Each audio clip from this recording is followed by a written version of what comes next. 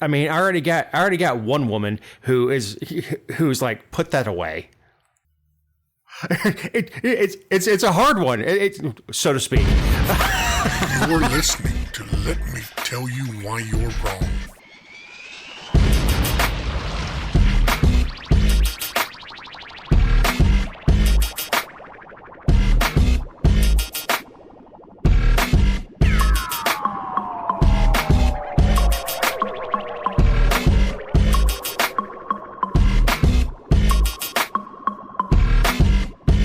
Welcome to episode 183 of the Let Me Tell You Why You're Wrong podcast. I'm Dave Roberts. With me is my podcast partner in crime, writer, journalist, TV personality, Jessica Salagi. Hello, it's me. Hello, it's me. Hello. How was your week? It was fine. Just fine. How was yours? Well, that's fantastic content right there, Jessica. You're welcome. I know how much you love that, so. Yeah, it's fine. It's fine. First of all, I've learned this. No woman is fine. Is that a woman that has to like deal with you? She's definitely not fine, or? Yeah.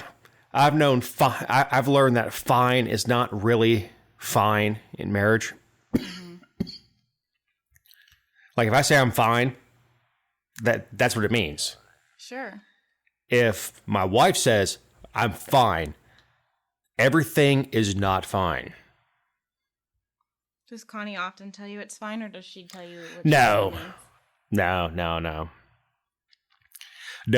and I were talking before the show about a post I'm going to put on Facebook that she was commenting my face was getting too skinny. Of all the things, the entire world, yeah, I'm down, I think 50 pounds. But of all the things, like your face is getting too skinny. That's a lot of pounds. It's also a weird thing to be pointing out. I guess it's kind of the opposite. I mean, I don't, versus somebody poking at my stomach going, hey, you're putting on a few lbs. Sure. Yeah, so I found it funny that my wife is obviously a chubby chaser. She accepts you however you are, though. She criticizes me however I look. Doesn't matter. I'm not going there. Between the two of you, I can't get away with a damn thing. As God intended. As God intended. So, good Lord. More than 100 million U.S. households, or 61% of all taxpayers, paid no federal income taxes last year. Isn't that an interesting... That's from the Tax Policy Center. I love how they said 61% of all taxpayers paid no federal income taxes. Well, yeah, it's interesting wording. Yeah, if you didn't pay taxes, then you're not. Well, I'm guessing the refunds equaled what they put in, or the quote-unquote refund was higher with child tax credits and all that stuff. Mm-hmm. Like Matt Lowe with 15 kids. Yep. They said that it was because of the high unemployment, certain people didn't make the threshold, and then of course the stimulus stuff, and then the tax between, like, if they're self-employed or just different tax programs that were put in place last year, I guess. I don't know. That's an incredible number. It is an incredible number. Because I remember, what was it? Maybe 3 years ago, it was like 54% of people did pay federal income taxes, and it was like, that was almost unbelievable, that almost 50,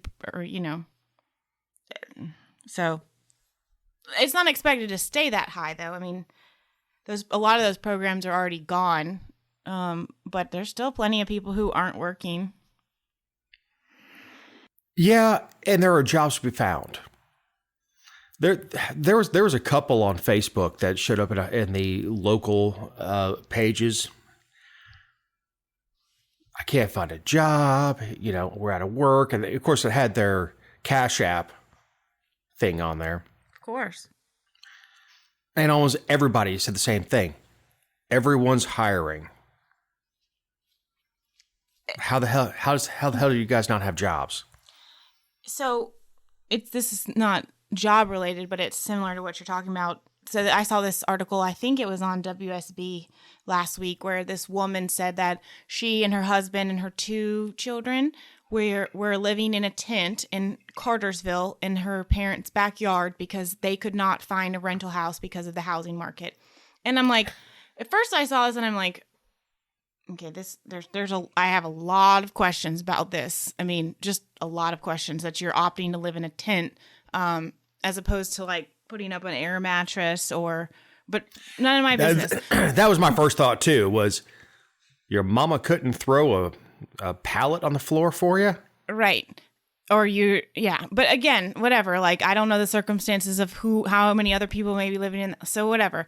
But I Googled, I put up apartments.com and searched 3-bedroom apartments and 2-bedroom apartments in the area and in Roswell and in Kennesaw and in all those areas, within, I understand it's a lot of driving time when you're in Metro Atlanta, but within 20 miles or so, 30 miles of Cartersville and Bartow County and everything. And there were dozens and dozens of results with apartments available now and apartments available in 6 weeks.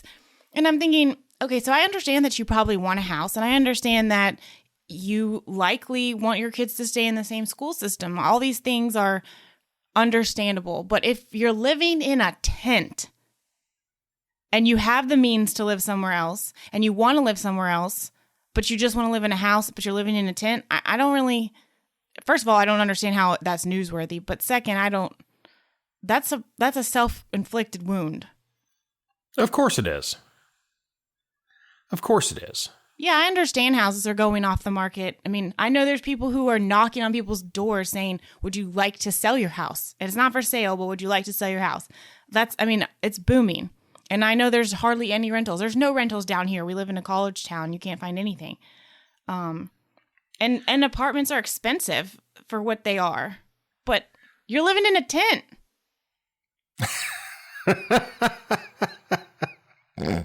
Elitist. Right. Yeah. At least they can go inside. I assume they go inside and use the bathroom. It's not like mom's making them use the tree. Well, that's my biggest, and I understand. So, articles that are written on a TV station are basically like they plug in a formula because they've made it so it's like a 30-second to 45-second clip for television. And then they know that not everybody's going to watch the video. So they put in a formula, plug it in, and make a very short article. But there's always so many questions. I have so many questions. Like, I want to know lots of personal information that is none of my business. But like, by not offering us any details, those types of stories always leave you like, I want to know, what do you do at night? What are your plans for winter? What are your plans? Do you read? Do you have a fan in the tent? Are you sleeping on the ground? So you're calling bull? Well, yeah, her hair was clean. Yeah, I mean, you're saying is the only way the news found this story is that they told them. Yeah, and if there's it's not like they had a drone going over Cartersville and like, oh, look, a tent. Let's find out what's going on with these people. Right. And if your mother, lets you come inside to shower and then sends you back outside. Thanks, Mom. I want to know, like, where the breakdown in the relationship was. Like, did it start in your teens? Did this recently happen? Did your mom think you made some bad financial decisions? Are she teaching you a lesson? Like, give us the deets. This is like a Lester Holt 2020 story, not a 30-second 5 p.m. blitz. So somebody, one of my friends knows, was homeless. and he was actually putting videos on Facebook. But he also told me this is the guy that went to a friend's wedding and got into the room with all the purses from the bridesmaids and went through them and took all the money out of them. I mean, this guy, I say friend, they went to high school together. They're not actually friends. But he knows who the guy is. This guy has screwed so many people that his own parents would let him live in a garage. Yeah, that's pretty bad. So, that's the kind of stuff that causes it is this isn't where you and I are pulling way off the damn outline. Well, yes, but I mean, but that's the kind of stuff that causes it. And I'm not addressing that particular situation. I don't know, but there's got to be something wrong when grandma won't want at least the grandkids to live in the house. Exactly. I mean, your mama could kick your ass out, but it's not, the babies can stay. Literally, like last fall, I was not sure, I was kind of like deciding if I was going to move or if I was going to stay where I was. And my whole concern at the time was like, if I were to sell my house and didn't have something lined up, where would I go in the interim? Just because it's really hard I had 3 dogs. It's hard to rent. And my mom was like, the dogs can come here. The dogs can come here. Of course she would let me, but she knows that would be inconvenient. But her statement literally was, the dogs can come here. I'm like, okay, well, I'll work something out. Thank you. The grand puppies can come stay. Yes. You can go to a tent. Right. Correct. I do love Kim. She's a good lady. Everybody loves Kim, except the guy at the jewelry store in New Jersey who stole her credit card number. Yeah, you Fs. No, you are your mother's child. I am. So back on the story. 2020 up from 76 million or 14% or 44% of all taxpayers in 2019. So we're talking about 15%, little more than 15% increase in people who are not actually paying tax. And of course, we believe that nobody should pay income taxes. No, taxation is theft. Right. But the issue is that's not the issue here. The issue is that who's carrying the load. No, this is what they want. And they always argue that, the rich don't pay anything, but the top tier, the top 20% of taxpayers paid 78% of what came in 2020. So I never thought I would be lumped in with the top 20%. Up from 68% in 2019. So despite everything, despite Trump being in office, despite, the corporate handouts and all this stuff that the media said just advantaged people who make money and entrepreneurs and just tip the scales against the poor. Nevertheless, it went up 10% in the share of the top 20% of taxpayers. And look, it's not 2020 is an anomaly, but they're wanting to shut us down again. So those taxpayers were, a lot of them, we're talking about lawyers who were shut down. Like if you have a law firm, they weren't holding court. You weren't doing, unless you're criminal defense, in which case they still had to have court. But they did not have to have court. People sat in jail. Well, that's true too. But I happen to know a real estate attorney who had to shut down. There was nothing going on. His thing isn't doing closings. Obviously, those guys did fine, but his was real estate litigation, and all that stuff just stopped. So he had to lay people off. You know, he did what I call shrink up. But I there's shrunk up last year. Lots of attorneys took PPP loans, though, even though they didn't need to. Well, this is true. But, you know, when you're talking about a 16 or 17% jump in people who are not paying taxes, that's a lot. There's 24 million people. It's a lot. And look, we're not advocating for taxes here. But the stat is interesting.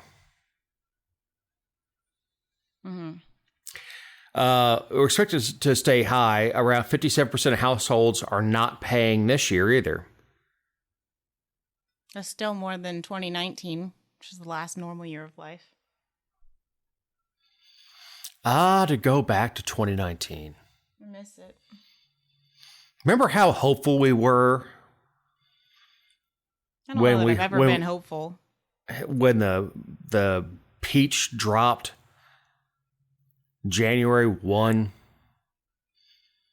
midnight January 1. I mean, it should have been an indicator that it was like not going to go well when we almost went to war with North Korea in January of 2020. Do you remember that? North Korea was never going to go to war with us. I'm just saying, like, it started pretty quick and it was just downhill from there. Now look at us. Look at us now. All wearing loungewear all the time. Nobody wears high heels or makeup, and it's just a show. Two of my favorite things. Shows? High heels and makeup, dear. Loungewear and shows. Loungewear is one thing. Pajama pants at Walmart, something else. Mm-hmm. That's not loungewear. That's lazy. So, how about that next topic? Ha! Back on topic, Dave. This one's even hard to read.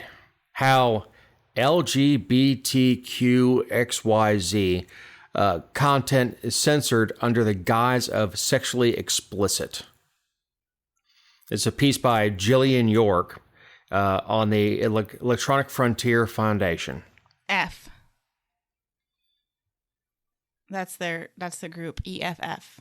F.org. I love them. I love their work because they always make you think outside the box. This one was a little bit odd, I think. It was not what I was anticipating when I read the article. But basically, she kind of goes through how Apple phones are going to start to provide notifications for their phones, like if there's a family plan on the phone and there's a minor, if they attempt or actually receive or send a photo that Apple's automated machine deems sexually explicit, it will send a notification to the parents or the guardian or whoever's on the family plan. If the minor is under 13 years of age, they'll be notified and the image will be saved to the parental controls portal thing that they have. And then if they're 13 to 17, the phone gets a warning, but the parent is not notified, which, I mean, that's like the child porn threshold, at least for the federal standards. Like, well, it's all child porn, but under 13 is like the threshold for especially egregious. But I think it's interesting that Apple is like, well, you can still send nudes if you're, 14, 15, 16, 17. But anyway. What a strange world we live in. It is insane. I mean, of course, I still rely on the whole content of like, if you're going to give your child a phone, like you should have absolute control over what they're doing on that phone and you should be monitoring them and, whatever. But it's just what a time to be alive. But her piece was basically diving a little bit deeper and saying that, of course, I mean, it's obvious what the plan is trying to do, but she's saying that it's going to have unintended consequences because these types of policies, by and large, impact the LGBTQ community more than anyone else. And especially if you have a parent who is not accepting of that lifestyle, that like she was basically making the argument that the parent can be the abuser or the, I guess like, tough voice on your shoulder for a child, and it's not like a supportive environment. And so she's saying that this takes away that. Now, look, as two people who have no kids, I know that there are plans that you get every text your kid sends. This can already be handled. I don't care if you're straight, gay, or whatever. Under no circumstances should a child be sending nudes of themselves.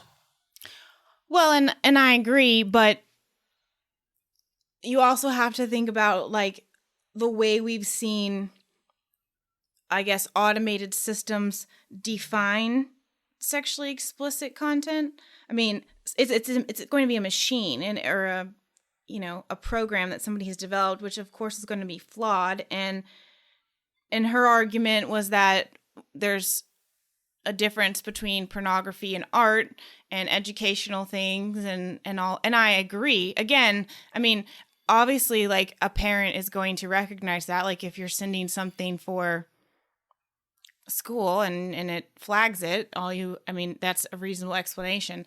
It all comes back down on the parent. I think the interesting conversation is that we are continuously rely on machines to do things and programs and the internet and these third parties to monitor things that parents are either unwilling to or just don't. Well, yes, there's a difference between nudity and pornography. Blind Faith, which Eric Clapton was a member of, put out an album cover in the 70s, and it was a pubescent girl, 12, 13 years old, topless, holding a very phallic-looking toy airplane. That's considered art. Literally album art. Mm-hmm. But this is on parents. I don't know that there's an algorithm that should be picking up on stuff. And I don't understand the connection between LGBTQTXYZ, whatever. They keep adding letters to this crap. How that disproportionately affects them. It's like a joke I heard a long time ago. God calls the New York Times, says, "I'm ending the world tomorrow." The headline next morning, "World ends today. Minorities and women hardest hit." It's a strange disconnect for me. But somewhat related, as we keep running off on hog trails, OnlyFans is banning sex videos. It's like the only reason that OnlyFans was created. The social media platform that honestly blew up in, I assume, 2020, was built on subscriptions to adult content, is planning to ban material that features sexually explicit conduct. Same term as above. Sexually explicit. All right. So for people who don't know, and I'm not a subscriber, nor am I a provider on OnlyFans, but this is where strippers went when all the strip clubs closed. Yeah, but there's more people than strippers on there now. Well, tell me about it, Jessica. I watched a Netflix documentary on it, and I'm not even kidding you. Like, I was sitting on the edge of the couch watching these people, like watching their lives and trying to understand how it's literally okay. So they're in this. I forget what the documentary is called. If I figure out what it is, I'll post it on our Facebook page. But basically, it follows like 3 or 4 people who have OnlyFans accounts and they're content creators. And this one chick, she's a decent looking girl. Like she's pretty. She does other things too. What are the things? I don't want to talk about them. but on OnlyFans, she has different price points. So like she sees subscribers, and then you can if you want to send her you pictures, are so uncomfortable right now. I am uncomfortable because one, I can't believe that like. First of all, I can't believe people pay for this. Like, I'm embarrassed on behalf of what I'm about to tell you, like what people will pay for. And then on second, like, I can't believe that that's how she makes her living. And she was willing to be on a Netflix documentary and tell the entire world. And third, I'm a little concerned for her now because now she can't make money. Like, she's going to be on unemployment. But she's going to have to take it off market, go off brand and have them contact her directly. But anyway, like if a male wants to send her a picture of him or something of him, he has to pay her, and they do, and they like pay her $20 to receive, $20. Whoa. Hold on, So we're talking about D pics here. So yes, I've never gotten that idea. Like, first of all, women, I've never met the woman who looked at Gonzo and was like, oh, now I'm turned on. And I know women get D pics relatively often from creepy people like Anthony Weiner. But I'm going to pay you to look at my junk? Well, you're paying for her to receive the photo, and then she responds. Because of course, like if you just solicit or cold call on Facebook, I'm sure you don't get a very good response rate. But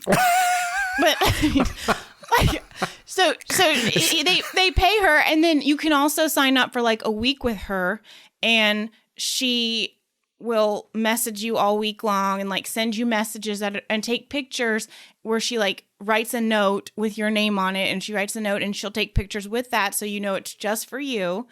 And then she like hire. It's like when you go into a nail salon and there's like a menu and you pick what kind of pedicure you want, like what add-ons you can do all that with her. That is the saddest thing I've ever heard. She is making I think she said she makes like $8,000 to $10,000 a month.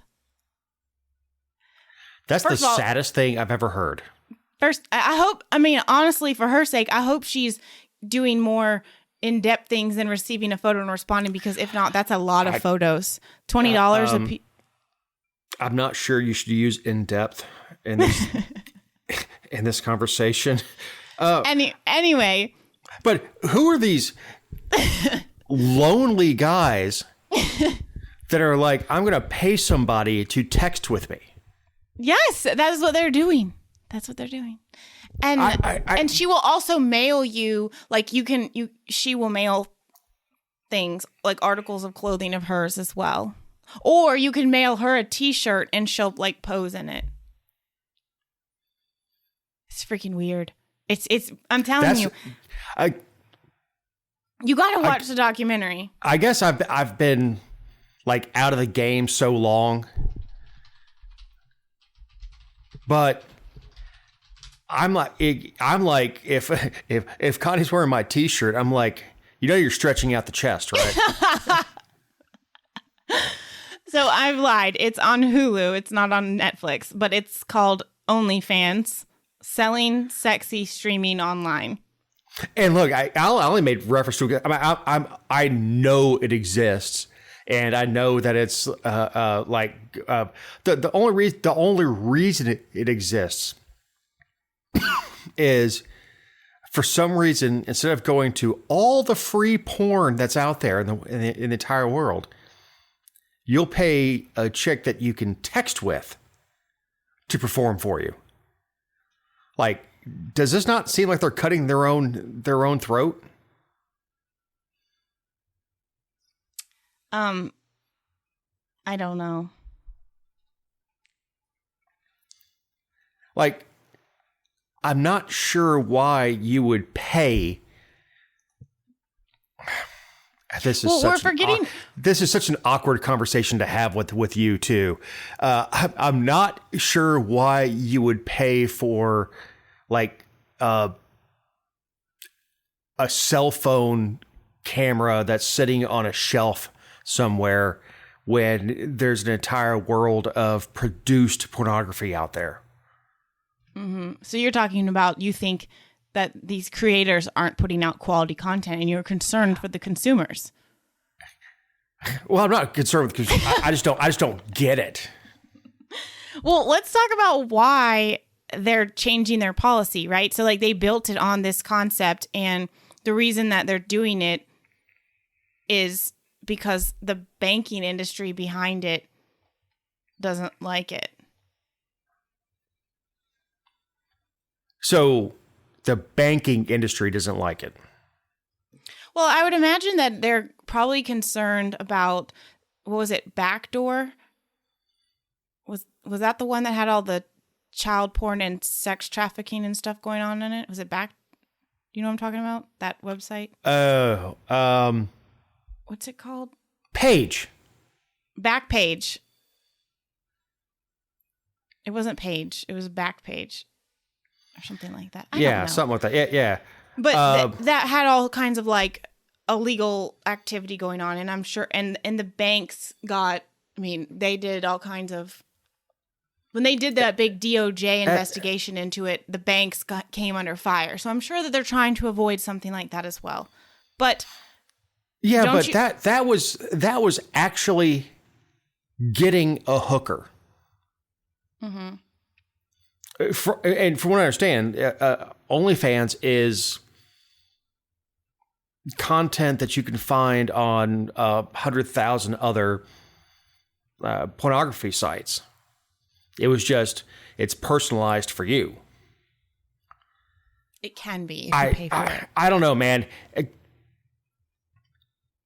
guess I'm just old. I'm like, why? I'm like, why? Why the hell am I going to send a picture of my junk to somebody for $20? And pay them to criticize me? I mean, I already got one woman who's like, put that away. I'm not. I have so many comments, and I just really don't want to talk about them anymore. It's a hard one, so to speak. I can't believe, like, I was dreading the next topic because it's so like somber and just infuriating, and now I'm really looking forward to it. So you would, all right. This is a good time to remind you that these are our opinions and not those of anyone not on this particular show or any respective company for which we may work, own, or otherwise associate ourselves with on a regular, irregular basis. Also, if you want to find more crap like this, you can go to thegeorgiavirtue.com. And if you dig deep enough, there's the whole making it hail conversation on our past episodes. Yes, that was a classic. Forever a classic. God almighty, Jessica, I don't know how we changed gears. Afghanistan. The egregiousness. What a horrible 10 days. To be, I mean, it's been. I saw there are somewhere between 10 and 20,000 Americans that are still stuck in Kabul, and the American embassy told them just to shelter in place, like this is a hurricane.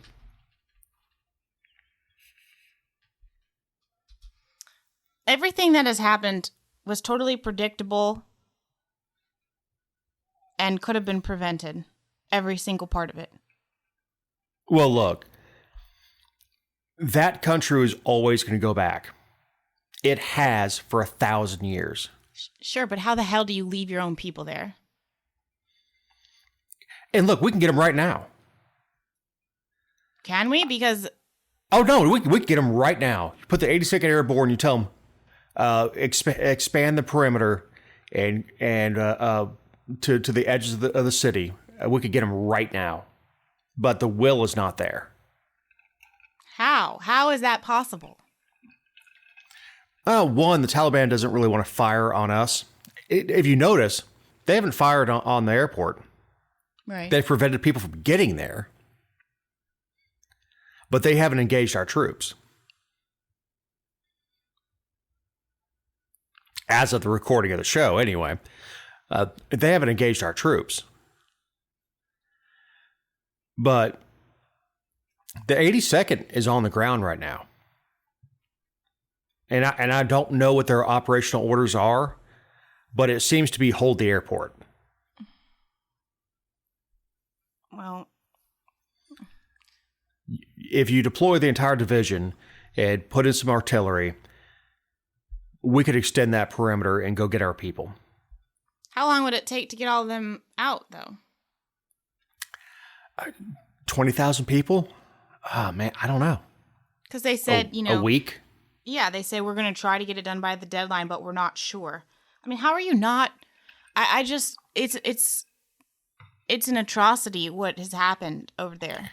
And look, the chairman of the Joint Chiefs and I probably crossed paths at one point. He would have been a captain at the time. I'd have been a private, but we probably crossed paths at some point.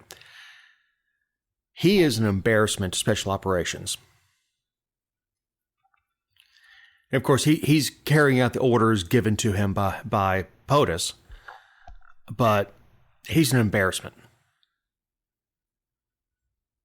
He's more concerned with making sure that troops have diversity training than killing people and breaking things, which is the primary mission of our armed forces. Our armed forces aren't there to build nations. They're there to break things and kill people. Well, I mean, we've had the wrong narrative about what's going on over there for the last 20 years, so... Yeah, this idea that we're creating a democracy that they don't understand. All right. I'm going off script. Afghanistan is not a country that we think of as a country. We think of the United States. If you go to France, you say, I'm an American. The Afghans don't think like that.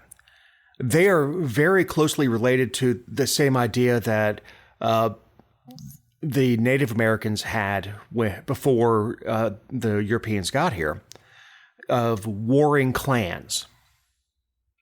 And they will unite against an invader, but in the absence of that, they war with each other. So when you say the Taliban, there is no the Taliban. It's different warlords in different provinces around the country. There is no... The idea is completely foreign to Afghans, this idea that of a unified government. If you're asking where they're from, they would tell you which province. So... And this has been this way for 1,000 years. The Romans, the British, the Russians, and now the Americans all failed with this idea of unifying Afghanistan and making it into a country and controlling it.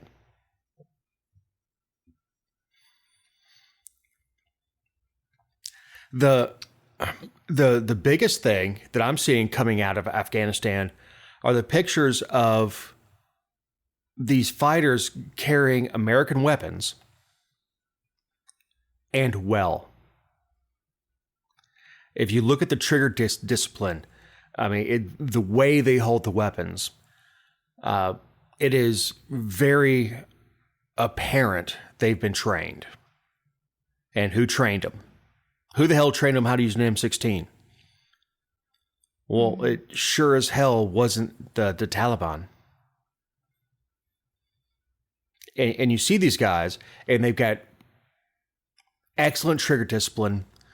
You see these weapons, and these are night vision lasers that are on there, night vision devices that are on these things.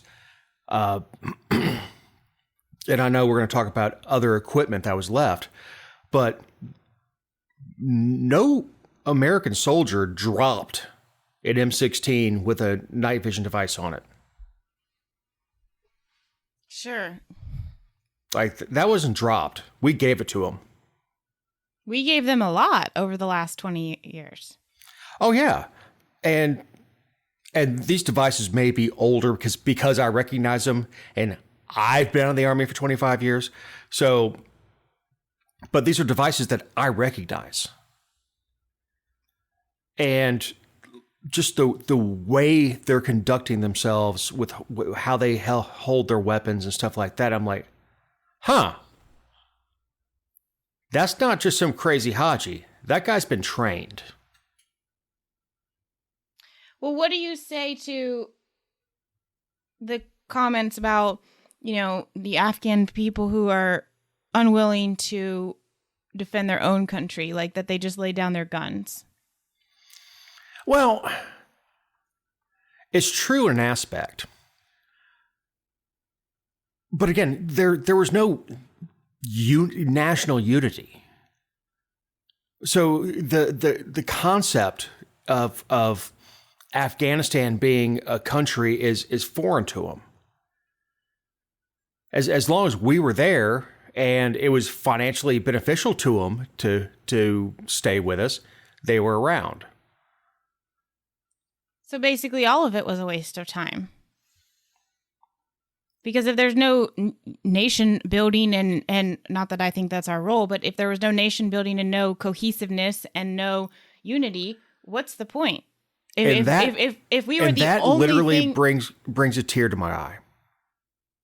Well, and I don't mean it coldly, but 6,000 dead Americans there. Right. But if it's like the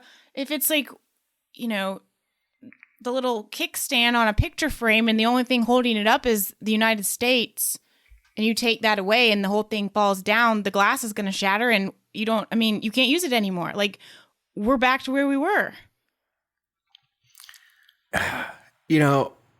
We suck at nation building. Now, you put the American fighting man and you tell him, go kill those people. We're really good at that. We're very good at that. But we were tasked with creating a nation where everybody else has failed and one has never been. And, we installed a puppet president, but these people have never been a nation. So, yes, from the top down, and I'm talking about starting with W, with Bush 43. It was ill-conceived to begin with. Well, of course. And I had a meeting last week with a gentleman who is a veteran, and he's probably in his 60s, and so he just has a totally different take on the world than a lot of people do these days. But he was like, we should have left the day after Osama bin Laden was killed. Yep. Look, I don't even think we should have gone in the way we did. We should have gone in, attacked the terrorist camps, killed everyone there, and left. And then leave the intel to say, okay, more terrorist camps are popping up. Go in, kill them, and leave. But we went in and decided, oh, we're going to fix these people. Well, and what did 20 years of training their army do for us or do for them? But this is not new. Al-Qaeda and the Taliban was the Mujahideen in the 80s. We were training, equipping, and paying to fight the Russians.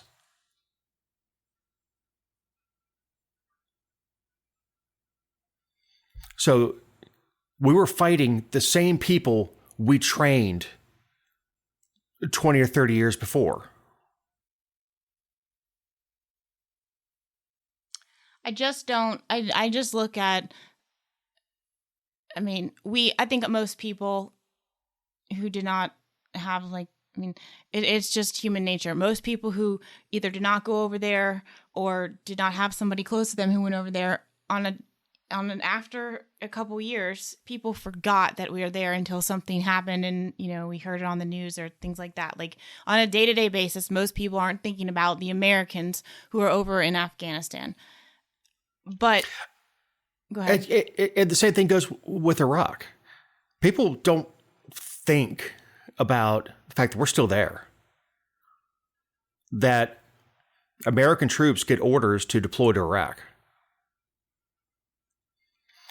Iraq is a different country. Well, obviously, but it has been a country, obviously under control of Saddam Hussein.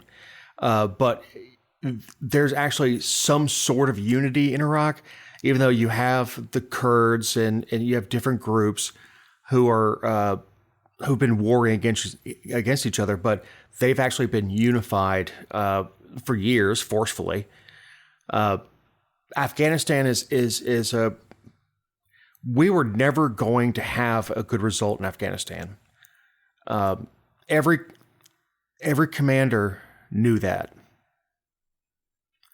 And I get that. I don't understand how after, knowing about the deaths over there, knowing what kind of failure it is and has brought, and then the fact that we've left our own people over there with no real plan to get them out. I don't know how anybody can take the U.S. government seriously, here or abroad. Like, why? Oh, they can't. I mean, look, Russia's watching. China is watching. Russia's laughing their asses off because they had this similar problem. But it's the fact that we won't get our own people. Yeah, it's disgusting. That we won't tell the 82nd Airborne, hey, you need to push to the edge of Kabul. And look, they can do it. I'm super anti-war, and I support our military, but I don't always support the cause. But my God, I don't care how many buildings you have to bomb and how many people you have to shoot to get our own people out of there. You sent them there. Go get them. Right. And that's the thing. And that's the disgusting thing is we should come out, but that the withdrawal is absolutely awful. I mean, my God, man, we're holding the airport and nothing else. We're telling Americans to shelter in place. Like this is a storm to blow over, shelter in place. In a terrorist-run country. And there's something that KT McFarland said, and she's a foreign policy expert. She's a commentator on Fox and some other stuff, but KT is a very, very smart lady. She said she was in Afghanistan 15 years ago and talking to an Afghan, and he said, we just have to wait you out. Yeah. And that's what they did. They waited us out. And they knew it all along. But the manner in which we're withdrawing, I don't really give a damn what happens to Afghanistan. I do give a damn what happens to the 20,000 Americans that are told to shelter in place. And I'm not saying it was wrong to rescue people who helped them in the United States and to get them to somewhere safe. I mean, from a humanitarian and a moral perspective, but how do you look Americans that are there in the eye and say, sorry, we're late. We had planes full of people that aren't American citizens that we had to take first.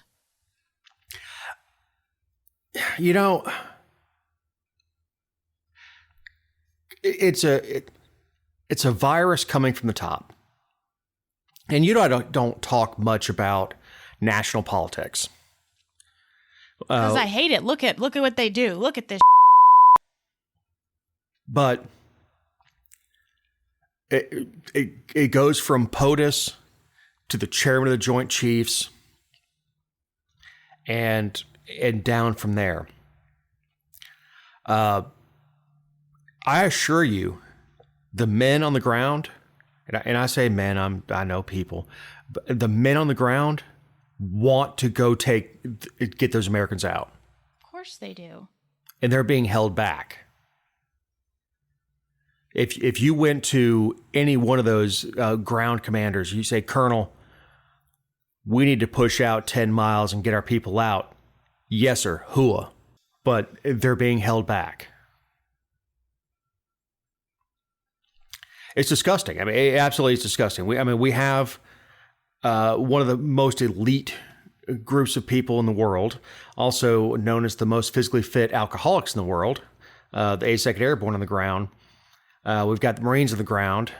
I know we have special forces on the ground, and they're being held back from getting our damn people.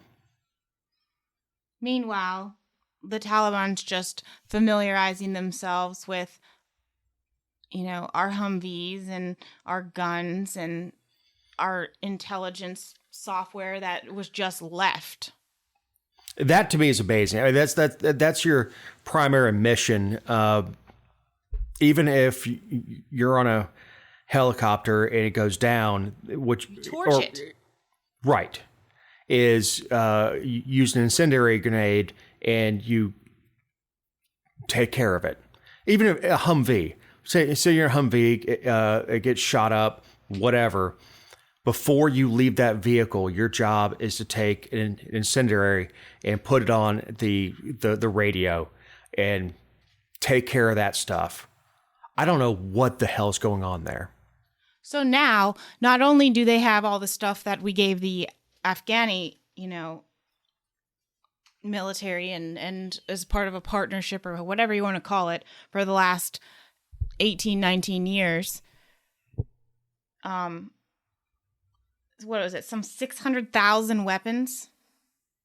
Like they have all that, and then that was like legitimately transferred. They also have stuff that they understandably left. Well, I don't know if it's understandably, but I get that like when they left, they couldn't just take everything. I mean, there was no formal process. They pretty much just like turned out the lights and left. Yeah, we out this.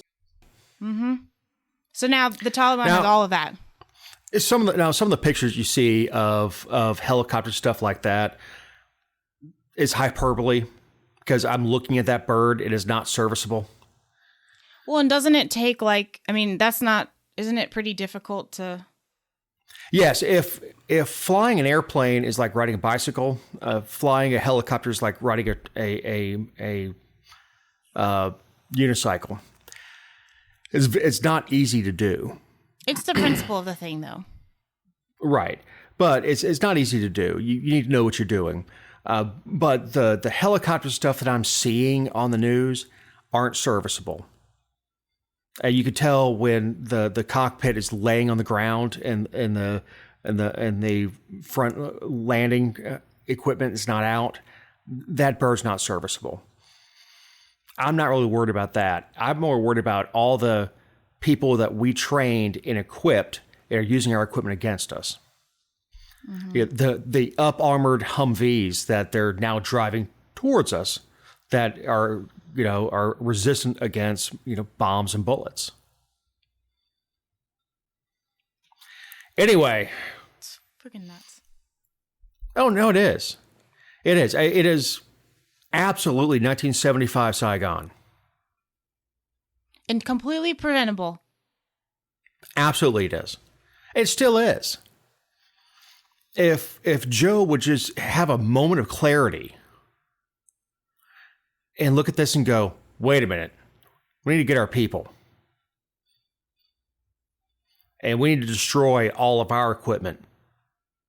The commanders of the ground are willing. They're ready.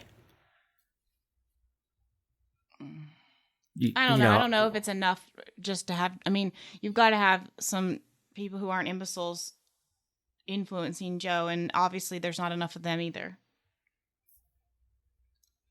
No, and look, Joe's not Joe anymore. I've said that before. I don't. He's a blank slate.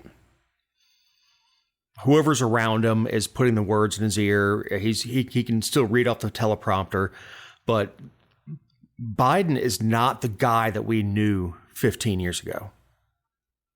He's just not. And I've said before, I think what they're doing to him is elder abuse. He has no idea what's going on. You know, he should be eating popcorn in the community room of a retirement center somewhere, not running a country.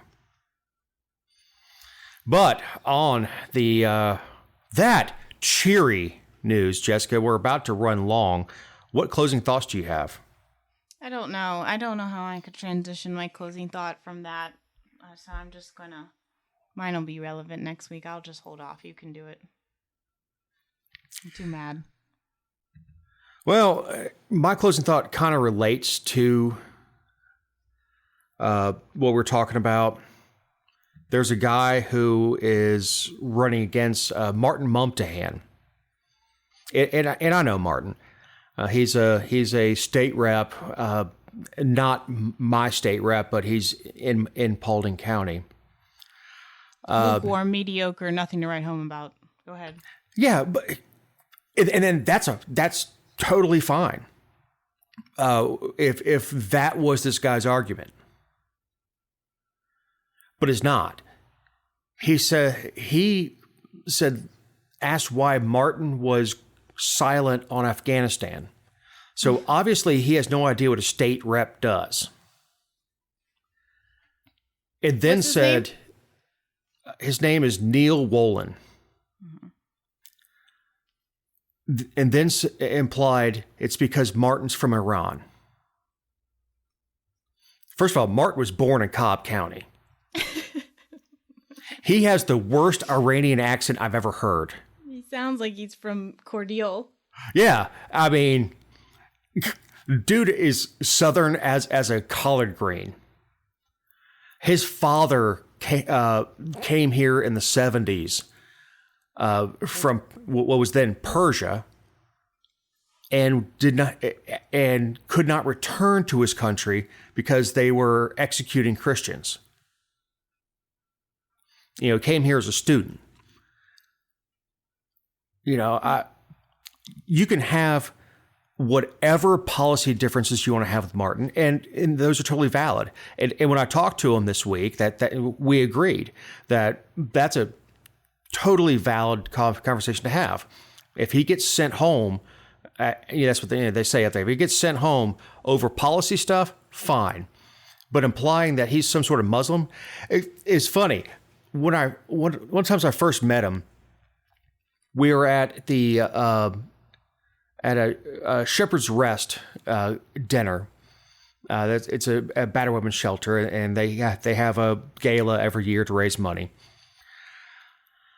And I barely knew the man, and we're loading up our plates with barbecue pork, and he goes, "Hey man, get her a picture of me loading my plate up. They all say I'm a Muslim."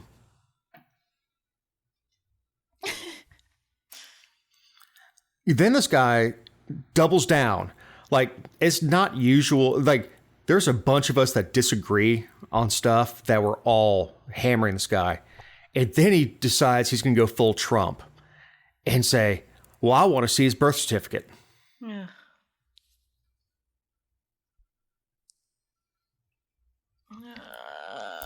No, God. I mean, does he really think that Martin could be? I mean, hasn't Martin been elected twice now? Yes.